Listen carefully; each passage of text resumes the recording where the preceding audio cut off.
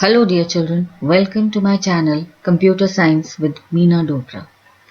In today's video, I have come up with a solved sample paper for Computer Science class 11th. This sample paper is based on the latest CBSE revised curriculum, and I have decided to post this video with an intention of making all of you aware of how a subjective paper of computer science is to be attempted. So before I begin with the sample paper discussion, there are two things that I would like to emphasize on.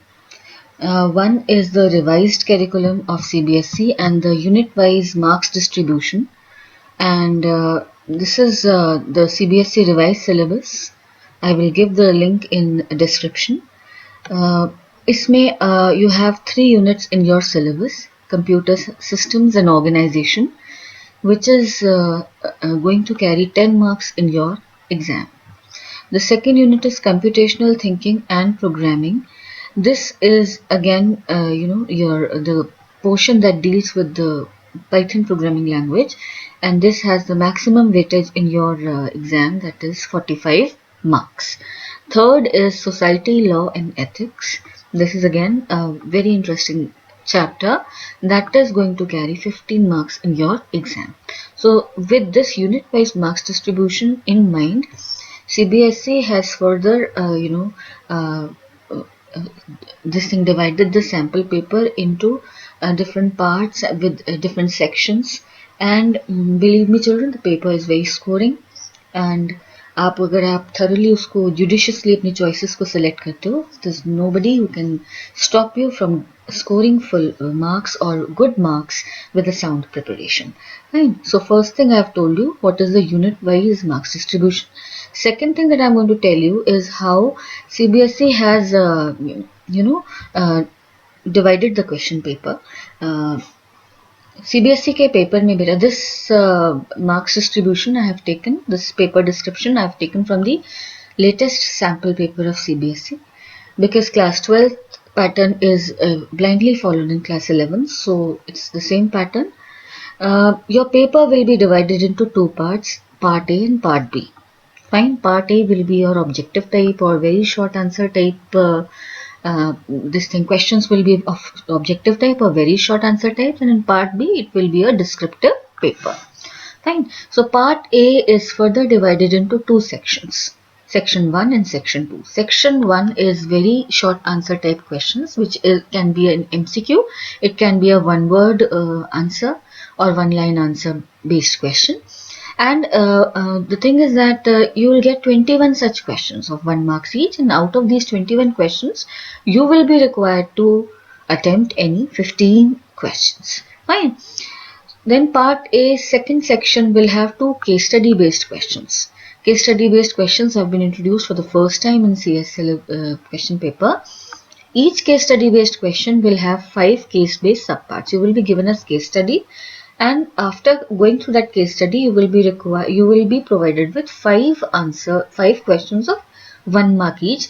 You will be required to attempt any 4 out of these 5 questions. So there will be 2 questions. Each question will have 5 subparts, out of which you have to attempt any 4 subparts.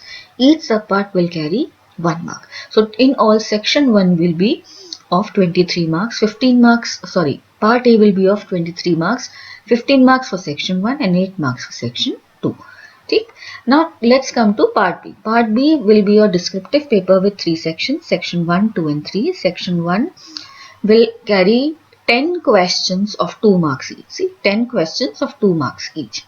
Out of these 10 questions, 2 questions will have internal choices. Fine. So 8 questions will be without any internal choice, whereas there will be 2 such questions where you will get an internal choice. Okay. So these questions 10 into 2, they will carry 20 marks. Section 2 of part B will have 4 questions of 3 marks each. How many? 4 questions of 3 marks each. Again, out of these 4 questions, 2 questions will have internal choices. So 4 into 3, 12. Section 2 will have 12 marks. Section 3 is long answer type questions. Fine. It is going to have 3 questions of 5 marks each. 3 into 5, 15 marks का ये section होगा. And out of these 3 questions, you will get only one question with an internal choice. Fine. So this is how your question paper will be. Designed, and you should be very thorough with this pattern. Overall, your paper will be of 70 marks as per this following marks distribution, and your programming language for the question paper is Python. Fine. So in this part 1 video that I told you I'll be presenting this sample paper in many parts. So in this part 1 video, I am going to take up the first section of part A, section 1 of part A, and that is going to carry 15 marks. You will get 21 questions from which you have to attempt any 15. So how this further, these 21 questions will be, how they will be broken up unit wise. This is how I have written on the, you can see on the screens. Computer system and organization will have 5 questions. Computational thinking and programming part 1 will have 13 questions. And society, law and ethics will have 3 questions. So 5 plus 13, 18 plus 3, 21 questions will be coming from these 3 units in section 1 of part A. So I hope you are ready to, attempt this paper along with me. Let's proceed, children. See, this is sample paper. The instructions I have pasted in the beginning. I will not repeat them now because I have already explained them. Let us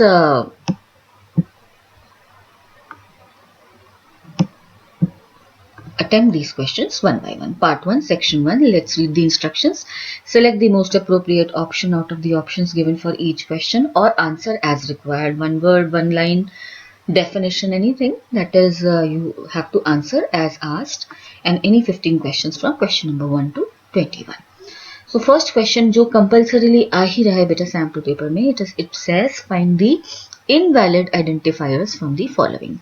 Invalid identifiers. Let us first recall what is meant by an identifier. Now, identifier are the names that identifier is a name that we give to any user-defined component of our script or our program. Fine. So user-defined names that are given to various variables, objects, classes, functions, modules, they form identifiers.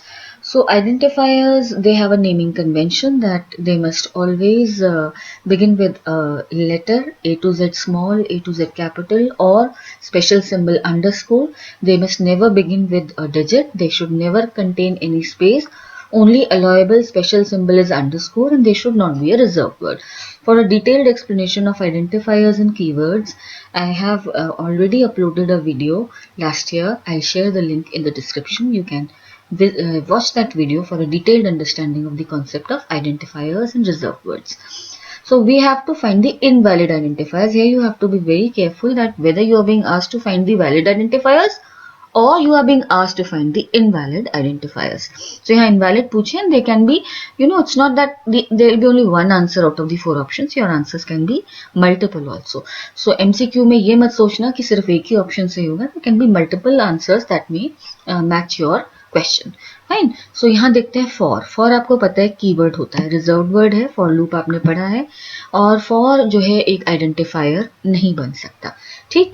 B says not, NOT not. So not is a logical operator but then it is written in small case, NOT not. ठीक है ना, small case. Here we have the first letter N as capital, so it can not be treated as a reserve word here and therefore not can be used as an identifier. Fine. As is again a keyword. जब आप modules import करते हो, import module as M, आपने module aliasing के लिए as को use किया है. सो एज भी आपका एक कीवर्ड है जो वैलिड आइडेंटिफायर नहीं है. First underscore name. So when underscore आ गया, underscore is a valid character. आप देखो लेटर से शुरू हो रहा है और सारे अलाउएबल सिंबल्स हैं इसके अंदर, सॉरी अल्फाबेट्स हैं, और अंडरस्कोर से we are separating first and name. यहाँ स्पेस होता है तो ये इनवैलिड होता है, but underscore is a valid character, तो ये आपका एक वैलिड आइडेंटिफायर है. सो आपको क्या बताने हैं, फॉर हमारा इनवैलिड है, नॉट हमारा वैलिड है, एज हमारा इनवैलिड है और फर्स्ट नेम हमारा वैलिड है. So we have to tell the invalid ones. So here we are telling that part A, that is for, and C, that is as, is invalid. आप इसको practically करके देख लेना. That suppose आप for नाम से कोई वेरिएबल बनाते हो, for is equal to 1, you get a syntax error. Variables के लिए आपको पता है सिंटेक्स हाईलाइटिंग होती है ऑरेंज कलर से. एज इज इक्वल टू 1 भी आपका इनकरेक्ट है. फर्स्ट अंडरस्कोर नेम जो आपका वेरिएबल है, सपोज आपने इसमें नाम दिया अमन, तो ये आपका करेक्ट नेम है, वैलिड आइडेंटिफायर है. और then not, NOT, not is equal to 1, this is also a valid identifier. So दो इनवैलिड हमारे थे, फॉर एंड एज. ठीक, सो ये आपका 1 मार्क में आपके दो चॉइसेस हो गई. Then the next question says given the list L is equal to 1 2 3 4 5 6. Given the list L is equal to 1 2 3 4 5 6. Let me paste it here and let's see what the question asks. What will be the list contents after execution of the following statement? That is L dot append 7 8 9 10. Let me copy it and show it to you practically. यहाँ देखो आप, L dot append. Append is a list method that takes an element as an argument, a single element as an argument. That argument may be a single value, it may be any iterable. In this case we have the argument of append function is a list. ये एक iterable होता है, एक single argument लेता है और उसको वो list के end में add कर देता है. list in place change होता है because list mutable है और आपको list return नहीं होती. list के अंदर changes देखने के लिए you have to print the list and see now this element 7 8 9 10 which was a list has been added to the end of the list L and this has become a nested list. So append क्या होता है? append function takes जो भी append के bracket में लिखा होगा वो एक सिंगल वैल्यू होगी. वो एक सिंगल वैल्यू एक एटॉमिक वैल्यू हो सकती है या कोई आइटरेबल हो सकता है. वो लिस्ट के एंड में ऐड हो जाएगा और append इन प्लेस चेंजेस करेगा बट आपको कोई रिटर्न नहीं करेगा लिस्ट को, आपको उसको देखना पड़ेगा. सो इस क्वेश्चन का आंसर क्या होगा? दैट L डॉट अपेंड, ये आपका आंसर आएगा, एक नेस्टेड लिस्ट फ्रेम हो जाएगी. ठीक है. Question number 3 says what will be the data type of the following Python object? Now this is again a very interesting question. What will be the data type of the following Python object? अब देखते हैं. हमने एक object बनाया है obj and to that I have assigned 1 2 3 4 values separated with comma. Fine. First value is of integer type, second and third values are of string type and last value is of float type. ठीक, तो multiple values comma separated values आपने दी हैं एक object को. ये क्या करेगा? इन सारी वैल्यूज को इस ऑब्जेक्ट में पैक करके एक टपल बना देगा. So whenever you are assigning multiple values to any variable it becomes a tuple. See if I type over here type of obj I get the answer tuple. ठीक है ना. तो multiple values को comma से लगाकर अगर आप single object में असाइन करते हो you get a tuple. So this is what they are asking in the question, that what will be the data type of this object. Answer is tuple. Then next comes identify the invalid relational operators in Python from the following. Invalid relational operators. Relational operators are comparison operators. They compare two values and they always return the answer, a boolean value as the answer, either true or false. और ये हमारे जो relational operators होते हैं they are of like greater greater than equal to, less than equal to which is comparing for equality and not equal to which is written in this manner, exclamation mark and equal to. So हमें invalid relational operators बताने हैं, इसमें से कौन है. So let me just take you to Python again. If I write 5 not equal to 5, I get syntax error. So see what happens. This is a not equal to operator with databases. MySQL, SQL में use होता है, but Python doesn't identify it as a relational object. Python में अगर आपको non equality के लिए compare करना है, तो आप लिखोगे exclamation mark and equal to. This is a valid Python relational operator which compares two values for equality and returns true or false depending upon the result of the comparison. Fine. So दूसरा है हमारा 5 is equal to 5. So 5 is equal to 5 is a comparison operator. Whenever we write double equal to, we are comparing two values for equality and we get again an answer true or false depending upon the result of the comparison. But if you write 5 is equal to 5, this is invalid because single equal to is an assignment operator. Fine. So in single equal to is an assignment operator. It assigns a value on the right hand side to the object on the left hand side. मतलब reference assign करता है. So obviously जब भी आप equal to use करोगे you have to make sure that the left hand side object is an L value. वो एक memory location होना चाहिए जिसमें वो वैल्यू जाएगी. सो ये आपका इक्वल टू असाइनमेंट ऑपरेटर है, double equal to comparison operator है, दैट इज रिलेशन ऑपरेटर है, not equal to is relational operator, and this greater than less than symbol written together, this is not a valid relational operator in Python. So the answer is, which are the invalid relational operators? Answer is A part not equal to and C part equal to. ठीक है, I hope it's clear to you. Next we come to sub question number 5. Suppose a tuple T is declared as T is equal to 1, 3, 6. ठीक है, let me paste it and take it to Python. This is a tuple. Okay, you know tuple are series of values written in round brackets. Now which of the following statements is the correct way of adding a new element 9 to T? ठीक है, 9 को आपको इस tuple में एक element add करना है 9, which is the correct way of doing so. Now see when you write T dot, अब टपल के पास सिर्फ दो मेथड्स होते हैं, count and index. Tuple doesn't have any method such as append, extend, insert, जैसे लिस्ट के case में होता है. सो पहला ऑप्शन जो इसमें दिया है T डॉट अपेंड 9, ये इनवैलिड है because tuple doesn't have any attribute और any method with the name append. So इसने आपको दे दिया एट्रीब्यूट एल. ठीक, अब बात करते हैं सेकंड मेथड की, T is equal to T plus 9 comma. इसको पेस्ट करने से पहले चलिए मैं पेस्ट करके आपको दिखा देती हूँ. टपल में 9 ऐड हो गया. क्या हुआ है कि we have used concatenation operator that is plus. Plus is an overloaded concatenation operator in Python. What it does, it adds two values which are of the same data type. So if you are using plus with with two integers, it adds them. If you are using plus with two lists, it will add them.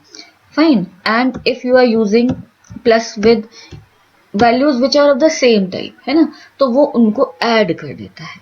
लेकिन tuple के case में if I right 1,2, जैसे लिखा मैंने 1,2, अब देखो क्या होगा 1,2 प्लस 3,4, ये टपल को भी ऐड कर देगा. ठीक है, लेकिन अब यहाँ क्या आ रहा था कि आपको एक ही एलिमेंट ऐड करना है, जैसे कि जिसका है ना 9.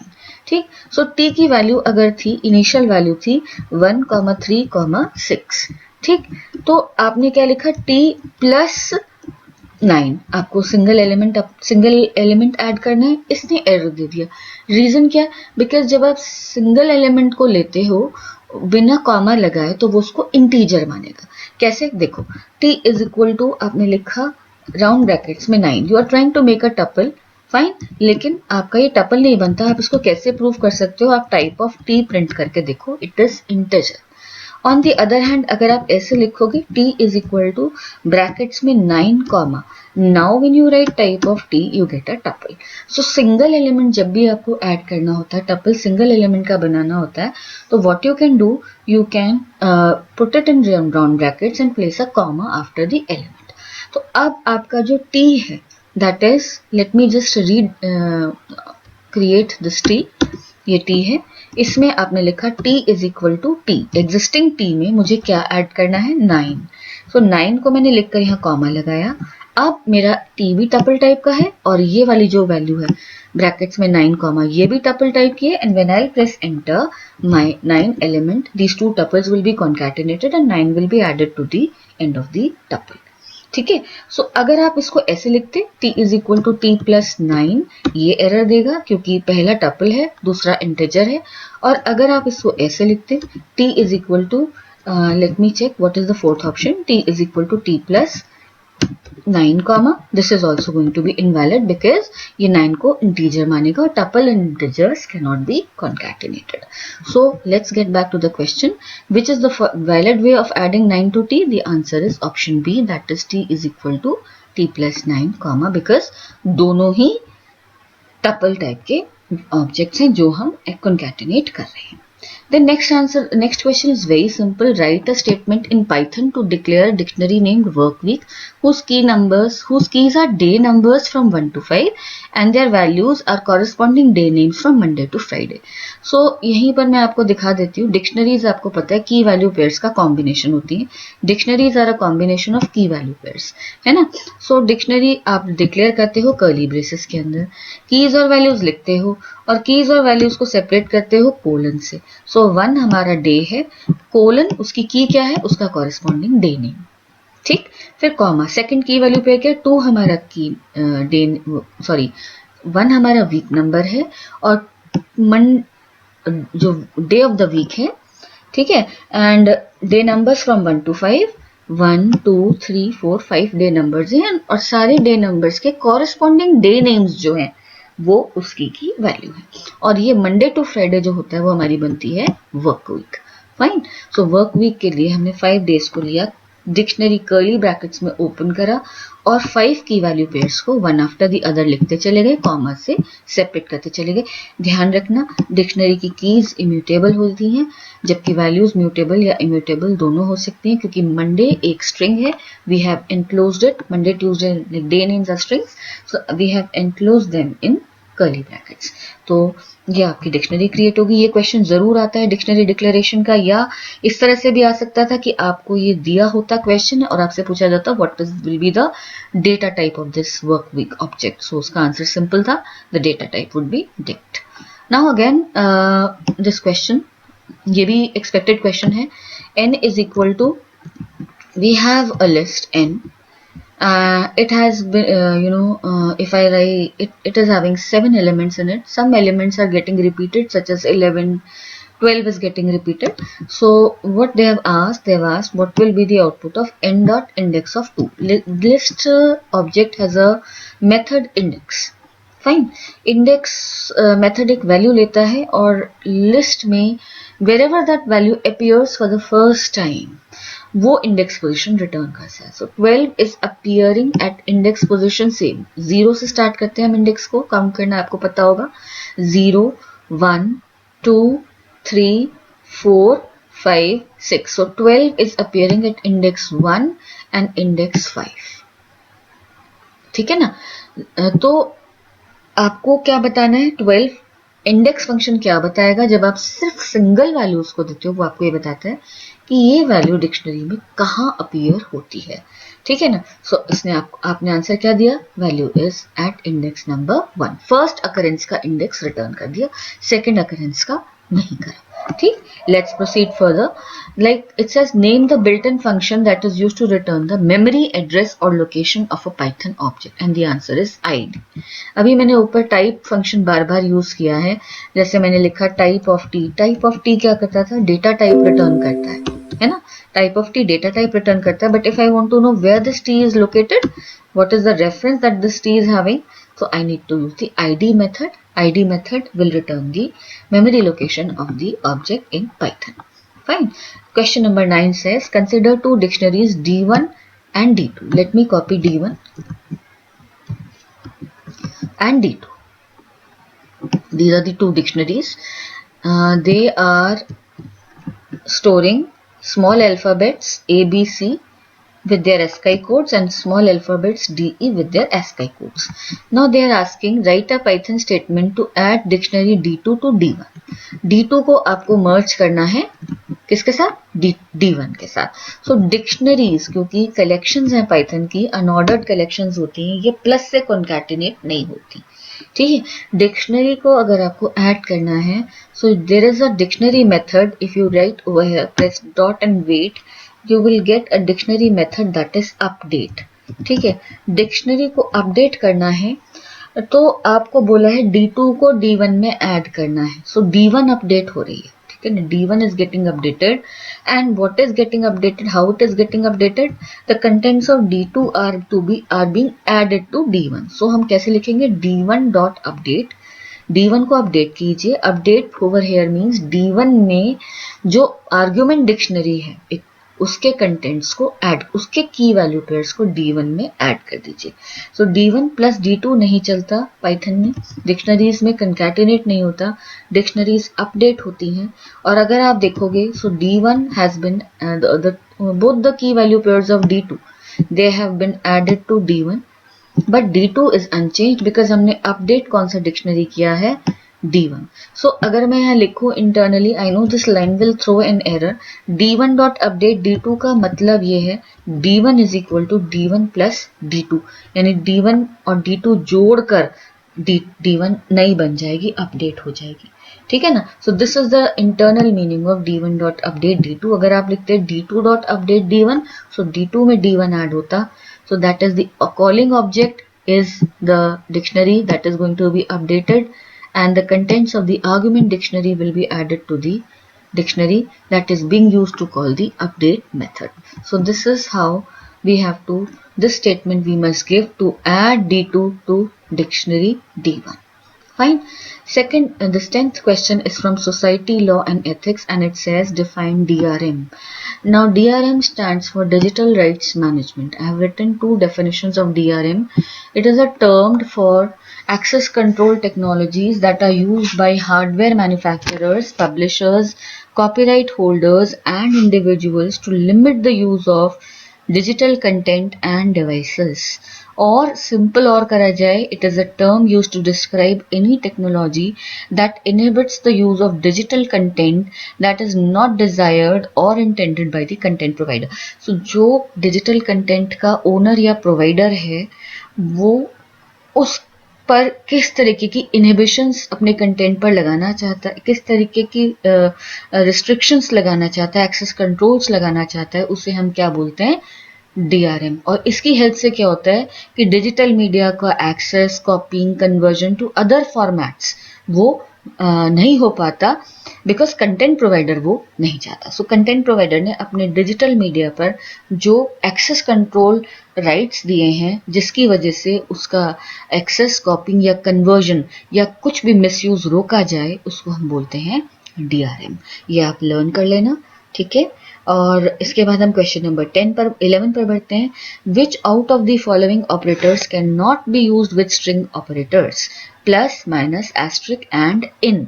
इसका आंसर है माइनस। देखो एक स्ट्रिंग ऑब्जेक्ट है, सपोज मैंने यहां लिखा पाइथन, ठीक है, पाइथन। अब मैंने लिखा s प्लस लैंग्वेज, ठीक है, कंकैटिनेट हो गया, ये प्लस इसमें यूज हो सकता है। फिर मैंने लिखा s इंटू 5, सो पाइथन 5 टाइम्स रिपीट हो गया, रेप्लीकेट हो गया, कंकैटिनेशन और रेप्लीकेशन, एस्ट्रिक रेप्लीकेशन। फिर मैंने लिखा p in Python, p in s, answer is true. तो ये इन है मेरा मेंबरशिप ऑपरेटर। बट अगर मैंने लिखा s minus, suppose I right s minus p, sorry just a moment, s minus p, ये हमारा गलत हो गया क्योंकि माइनस ऑपरेटर स्ट्रिंग सपोर्ट नहीं करते। सो इसका आंसर क्या होगा, which is the invalid operator which can not be used with string objects, that is minus, ठीक है। अब आता है confidentiality. Define confidentiality with respect to cyber safety. तो साइबर सेफ्टी में एक कंसेप्ट आता है कॉन्फिडेंशियलिटी, बिल्कुल सिंपल सी डेफिनेशन है। Confidentiality is the term used to prevent the disclosure of information to unauthorized individuals और systems. You want to keep your information confidential, तो आप क्या करते हो, उसको डिस्क्लोज नहीं करते to all the unauthorised people, the individuals और डिफरेंट सिस्टम्स। सिर्फ वैलिड यूजर्स को ही वो मिलती है, बाकी इनवैलिड यूजर्स या unauthorised users, they are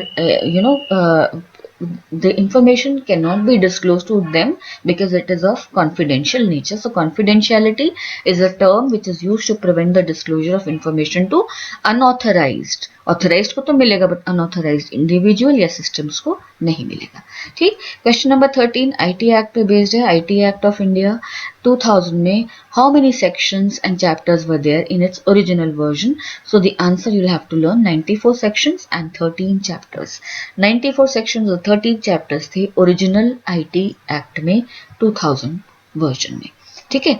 then question number 14 is again from Python. n into n minus one upon two, ये मैथमेटिकल इक्वेशन है, न्यूमेरेटर डिनोमिनेटर आपको गिवन है, इसको पाइथन में कन्वर्ट करना है।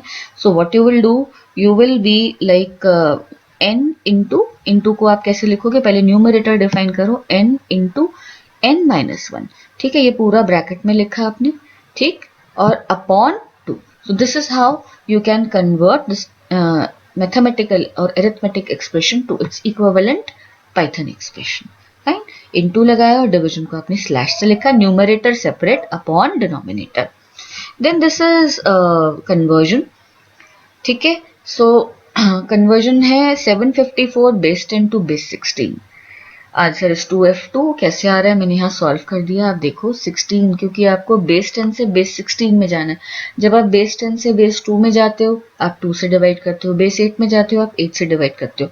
From decimal base you are moving to the hexadecimal base, you will divide by 16। 754 47 times जाएगा, 752 answer होगा, और रिमाइंडर बचेगा 2, ठीक है। फिर 16 से आपने डिवाइड किया, 16 जो है आपका 2 टाइम्स जाएगा, 16 2 ज़ा 32, रिमाइंडर इज 15। बट यहाँ केयरफुल रहना है कि 15 हेक्साडेसिमल में f लिखा जाता है, आप यहाँ 15 नहीं लिखोगे, आप यहाँ क्या लिखोगे, f। फिर 2, हमें डिवीजन कब तक करनी है, जब तक हम फर्दर डिवाइड ना कर पाए। सो अभी 2 फर्दर डिविजिबल है, 16 0 ज़ा 16, रिमाइंडर इज 2। और अब जब आपका क्वोशंट हो जाता है, ये जो आप यहाँ लिखते जा रहे हो क्वोशंट्स हैं, ये आपके रिमाइंडर्स आप राइट में कलेक्ट कर रहे हो, ठीक है। सो जब आपका फर्दर डिविजिबिलिटी यहाँ रुक जाएगी, ठीक है, तो आपको सारे रिमाइंडर्स को बॉटम टू टॉप कलेक्ट करना है, दैट इज 2f2। मैंने एरो लगा दिया है जिससे आप डायरेक्शन समझ सको। Answer is 2f2 and brackets में जरूर बता देना कि ये बेस 16 का आंसर है, ठीक है। This is how you are going to convert 16 base 10 74 to its equivalent base 16 value. Fine, ध्यान रखना है कि a to f जो भी वैल्यूज होंगी तब लगेंगी जब आप क्या करते हो, 0 to 9 तो नॉर्मल चलता है हेक्साडेसिमल में, first 10 values are written as 0 to 9, but 10 to 16 जो है, 10 to 15 जो वैल्यूज हैं वो letters a b c d e f से डिनोट होती हैं। सो f is the last hexadecimal value. जब हमारा रिमाइंडर 15 आया तो हमने f लिखा, ठीक। Then next let's proceed to this question. It says if a list is given as this, L is equal to 100, 200, 300, 400, 500, 600. ठीक, let me paste it here. हमें क्या करना है, आंसर बताना है L colon plus L colon colon minus 1. So let us first see what is going to be the value of L colon. L colon slice लगाया हमने, simple slice जो start to stop with a step of 1 सारी list return करेगा। Sorry, मैंने capital L नहीं लिखा, पूरी list return कर देता है। L colon gives you the entire list. इसका आउटपुट, इस लिस्ट पर स्लाइसिंग करते हैं तो एक लिस्ट ही मिलती है, ठीक है। इट कैन बी अ सब लिस्ट और it can be the entire list. जब आप L कोलन लिखते हो तो आपको फुल लिस्ट मिलती है from 0th index to len -1 index, ये आपको मिल गया, ठीक है। अगर आप L colon colon minus colon colon लिखते तो भी आपको ये मिलता, बिकॉज ये इसको लिखने का मतलब है आप चल रहे हो 0 colon length of this list is, if I count 0 1 2 3 4 5, sorry length is 6 colon 1, step की वैल्यू 1। सो ये सेम, इसको शॉर्ट में आप कैसे लिख सकते हो, L कोलन या L colon colon extended slicing के साथ, ठीक। नेक्स्ट इन्होंने बोला है L कोलन कोलन माइनस 1, तो this is going to give you the list in reverse. तो 600 200 लिस्ट रिवर्स है, सो रिवर्स स्लाइसिंग करिए, एक्सटेंडेड स्लाइसिंग स्टेप की वैल्यू -1 देते हैं। अब क्वेश्चन आपको कहता है आप L कोलन को कंकैटिनेट करोगे अगर L कोलन कोलन -1 से, तो आपका क्या आंसर आएगा। सो L कोलन आपने देखा इसका आउटपुट क्या था, 100 से लेकर 600 तक फॉरवर्ड लिस्ट, और L कोलन कोलन -1 का आउटपुट क्या था, 600 से 100 तक रिवर्स लिस्ट। इन दोनों लिस्ट को आपने कॉन्कैटिनेट कर दिया, this is the answer that you are going to get. क्योंकि आपने इसको L में वापस नहीं डाला है, ओरिजिनल L में कोई चेंजेस नहीं आए हैं। अगर आप लिखते L is equal to L colon plus L colon colon -1 तो ओरिजिनल लिस्ट अपडेट हो जाती है। This is only for the sake of displaying तो आपने दो सब लिस्ट को, दो लिस्ट स्लाइसेस को कॉन्कैटिनेट किया और ये आपको आउटपुट मिला. Let's proceed to the 17th question. Identify the valid declaration of rec object which is given as follows. So ये भी एक इंटरेस्टिंग क्वेश्चन है. वैलिड डिक्लेरेशन रेक ऑब्जेक्ट की क्या है? देखो, रेक ऑब्जेक्ट में हमने कॉन्कैटिनेट करी है one value, second value, two value, four values को कॉन्कैटिनेट किया. कॉन्कैटिनेशन की कंडीशन ये होती है कि सभी वैल्यूज का डेटा टाइप सेम होना चाहिए. रोल नंबर कोट्स में गिवन है, it is of string type. फिर वन को हमने किस में कन्वर्ट किया? जैसे आप लिखते हैं यहाँ पर str1, तो आपको पता है इसका आउटपुट क्या होगा, वन स्ट्रिंग में कन्वर्ट हो जाएगा. ठीक, सो टाइप कास्टिंग हमने यहाँ करी है. एज फिर से कोट्स में गिवन है, ये ऑलरेडी एक स्ट्रिंग है. और str ऑफ 15 आपको क्या देगा? Again 15 converted to string. So ये वैलिड ऑपरेशन है बिकॉज चारों की चारों वैल्यू स्ट्रिंग टाइप की हैं. तो जब आप ये चार स्ट्रिंग टाइप की वैल्यूज को ऐड कर रहे हो, सो ऑब्वियस ही बात है रेक में तो ये सारी कंकैटिनेट होके आ गई. And type of rec would be a string. Type of rec would be a string. ठीक है. So the answer for 17th question is valid declaration of rec object is a string. Out of tuple, string, dictionary, list, in choices में से ये एक string है. फिर 18th question आपका CSO से है. Computer systems and organisation, name the Boolean law for the following statements. A plus A bar is equal to 1 and A into A bar is equal to 0. The answer is complementarity law. Complementarity law states that if a variable is odd with its complement, you get all ones, and if a variable is ANDed with its complement, you get all zeros. एक tautology होगा, एक fallacy होगा. ठीक. सो A की value मैंने explanation के लिए आपको प्रूफ नहीं मांगा, बट फिर भी I have given this truth table. A is 0. A can have two possible values, 0 or 1, and if the value of A is 0, its complement would be 1, and if the value of A is 1, its complement would be 0. Now when you OR these two values, that is A plus A bar, what do you get? 0 plus 1, that is 0, और 1 का OR करेंगे 1, 1 और 0 का OR करेंगे 1. So this proves that A plus A bar is equivalent to 1. And जब आप इन दोनों का AND करोगे, so AND में एक भी पैरामीटर 0 हो, जब दोनों ट्रू 1 होते हैं तभी आंसर 1 होता है. अदरवाइज एक 0 हो या दोनों 0 हो, आंसर फॉल्स है. तो आप प्रोडक्ट कर रहे हो 0 का 1 से, यू गेटिंग 0, 1 का 0 से you getting 0. So it says that A into A bar is what? It is 0. सो ये भी आपका प्रूफ हो गया. ये वैल्यूज, ये लॉस आपके कौन से हैं? Complementarity laws. ठीक है. अब आता है आपका next question, that is name two operating systems with command based interface. आपके command based, GUI based, touch screen based, voice based, कई तरीके के ऑपरेटिंग सिस्टम्स हैं. आपसे पूछा गया कमांड बेस्ड दो बताइए. Answer is MS-DOS, disk operating system, and Unix. These are the two earlier known command based GUI operating system interfaces. आप लर्न कर लीजिएगा बाकी सारी भी. Differentiate between source code and object code. Again a question from CSO.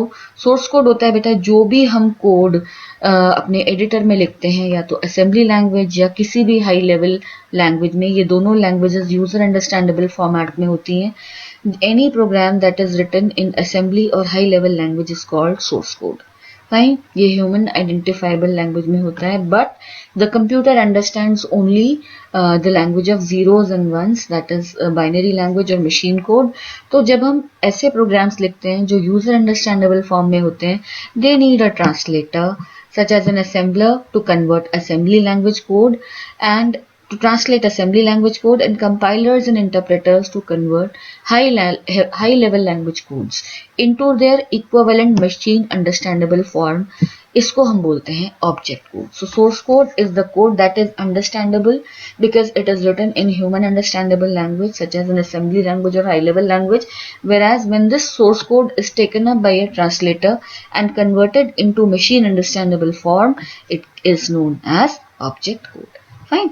Last question पे अब हम आ गए हैं सेक्शन पार्ट ए के सेक्शन 1 के. Define register memory. बहुत सारी मेमोरीज हैं आपके कोर्स में. Primary memory, register memory, secondary memory, cache memory. ठीक है. सो रजिस्टर मेमोरी क्या होती है? CPU की लोकल मेमोरी है. CPU की चिप में ही होती है, लोकल मेमोरी होती है, और बहुत छोटे साइज की होती है और सबसे फास्ट स्पीड रखती है बिकॉज CPU अपनी फ्रिक्वेंटली नीडेड इंस्ट्रक्शंस को, डेटा को, कोड को इसमें स्टोर करता है. ठीक है ना. और जितनी स्मॉल मतलब मेमोरी होगी, फास्टर एक्सेस टाइम होगा उसका, और उससे फास्टर एक्सेस टाइम होने की वजह से कम देर लगेगी एड्रेस कैलकुलेशन में, सो फास्टर एग्जीक्यूशन होगा. So register memory, we can say it is the local memory of the CPU found in the CPU chip only. It is very small and very fastest memory of the computer, and it holds the frequently used data instructions and memory addresses that are to be used by the CPU. So with this we finish the section 1 of part A, 21 questions, out of which you have to answer any 15. Each question will carry 1 mark. Fine. I hope you found this video useful. Do try out these questions. You can note them down. And ये आपके लिए बहुत helpful होंगे एक subjective paper का pattern समझने के लिए. I will be back very soon with the explanation of part 2, section 2 of part A, that is the case study based questions. Till then, you can watch this video, like it, share it, and provide your valuable feedback to me in the form of your comments. Fine. Thank you, children. Till we meet again. Happy learning and God bless you.